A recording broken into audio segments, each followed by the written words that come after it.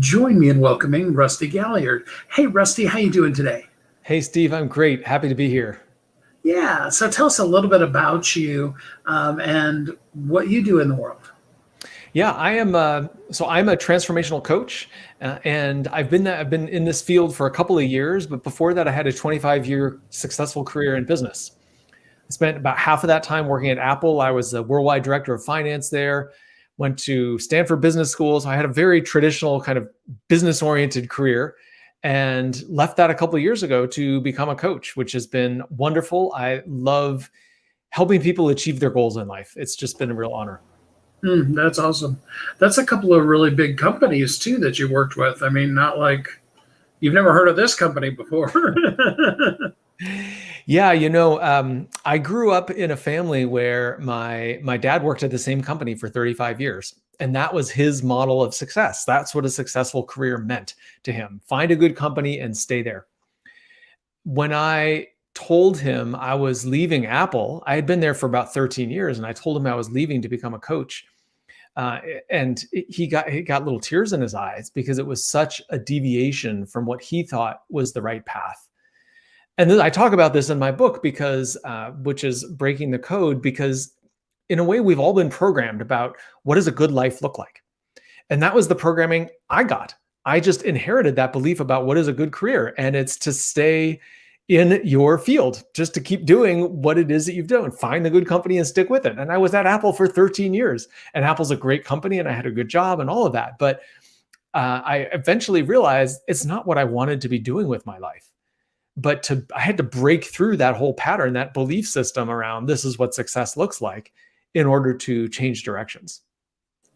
That's really tough to do, especially when you know what kind of an impact that has on parents that you love and respect to go your own way anyway. I know, and this is the great irony is, of course, our family loves us dearly and they want nothing but the best of us for us. They want nothing but the best for us. But they think about that through their lens of what is the best for us, not through our lens. Of course, they can't. They don't know. They don't have our lens. But that's the great irony of it is, if I had talked about this early on with my dad, he would have discouraged me from leaving Apple. And so I deliberately made a choice not to talk to him about it until I was clear that this was what I was going to do and, on my timeline and all of that.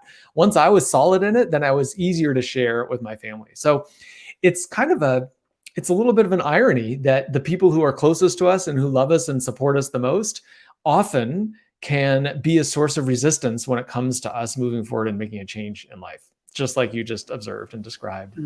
That's so true. And the book is called Breaking the Code, Stop Looking for Answers and Start Enjoying Life. Tell us a little bit about what inspired you to write the book. Oh, it's been a journey. My inspiration really is that for a long time, I was in this place of looking for answers.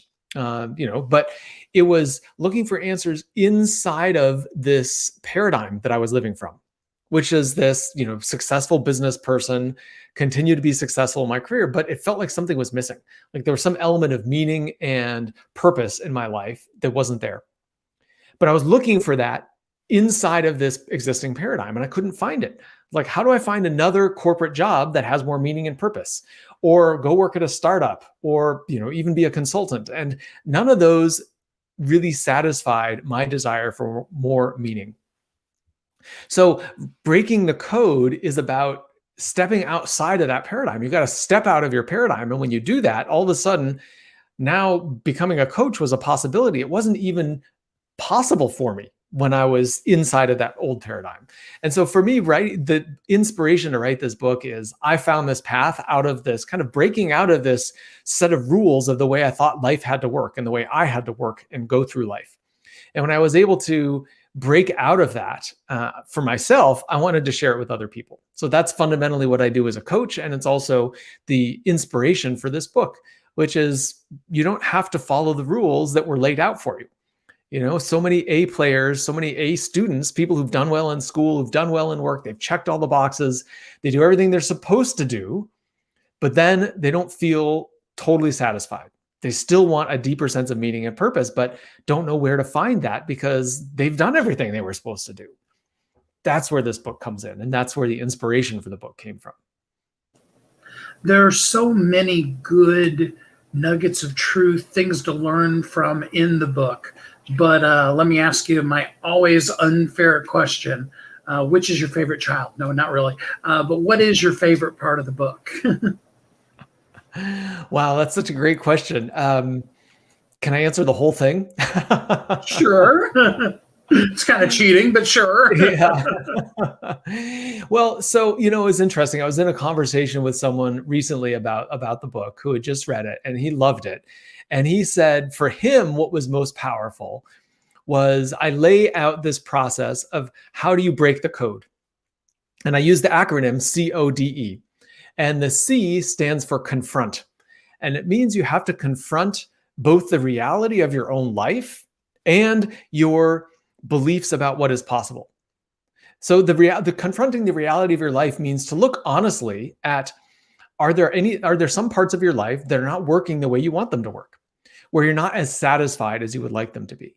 That could be your career, but it could also be how much free time you have, the depth and quality of your relationships. It could be your health, it could be in any one of those areas, but you have to look honestly at what's not working in life. And that takes some courage, because who really wants to open their eyes and say, yeah, that's not the way I want to be living. It takes some courage to do that.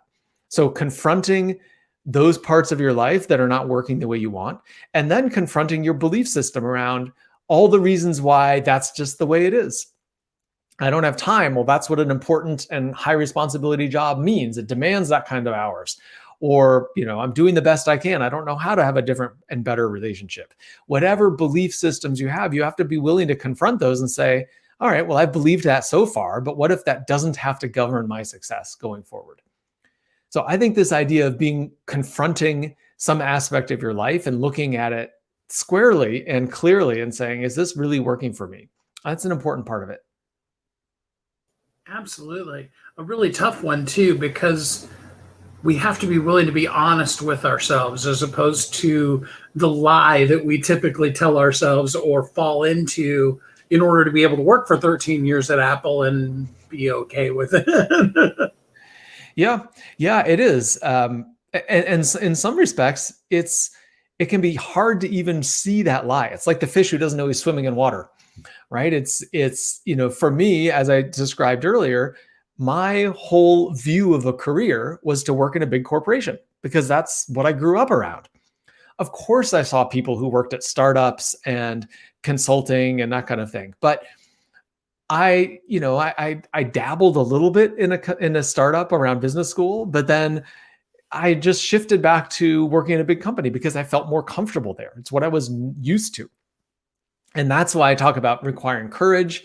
And it's, we have to take ourselves on. We have to say, well, that's what I've always thought was normal. But what if that doesn't have to hold me back?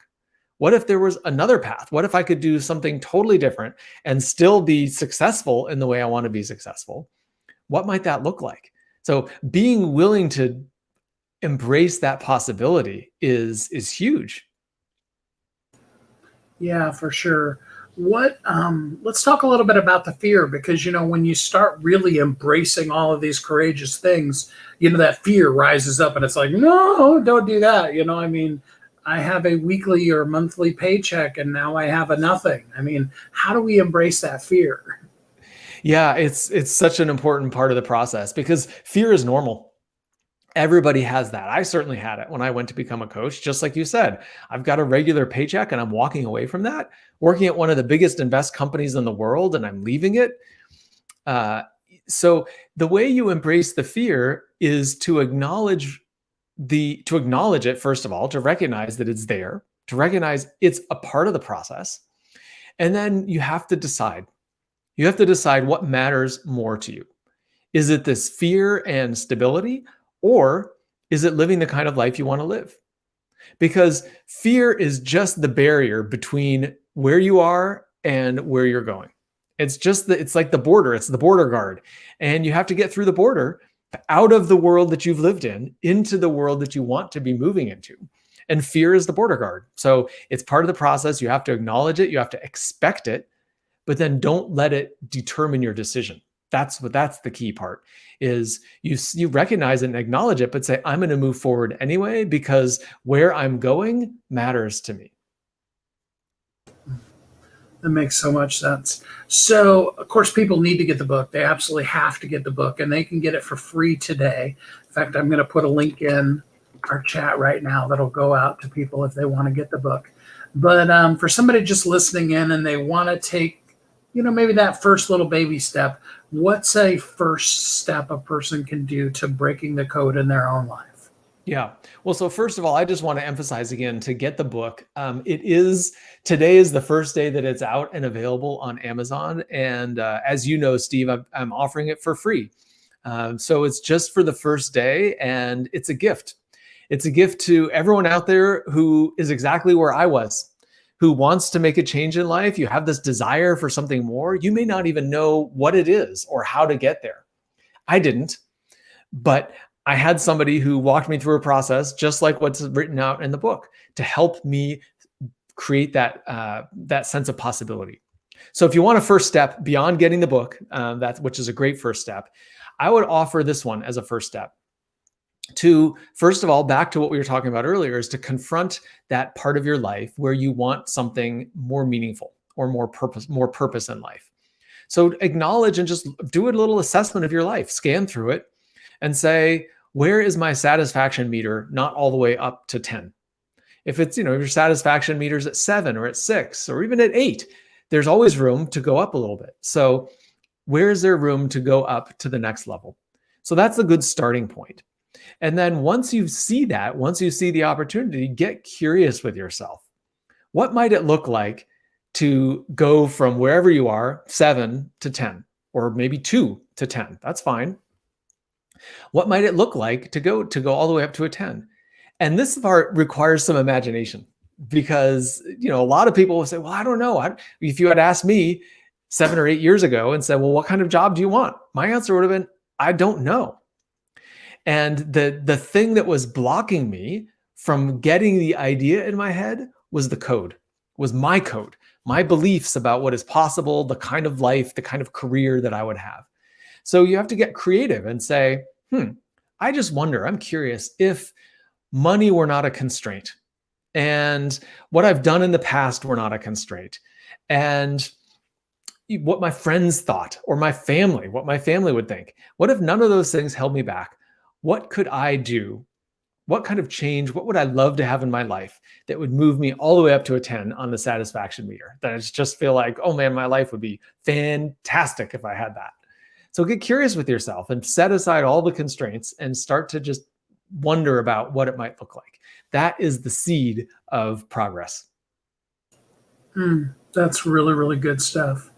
All right. So, and if somebody wants to go deeper with you than even the book, how can they get in contact with you? Yeah, great question, Steve. So you can find me on LinkedIn is a great place. I'm not on Facebook very often. You can find me on Facebook, but I'm not a regular there. So the best is to check me out on LinkedIn. Also, you can go to my website, rustygaillard.com. And you can check me out there. It's got my contact info, and reach out to me. I'd love to hear from you. I'd love to connect with you and support you in this journey. And don't forget to get the book, Breaking the Code. Stop looking for answers and start enjoying life.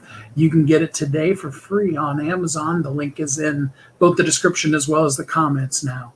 Rusty, thanks so much for spending some time with us here on the show today. That was great. Thanks, Steve.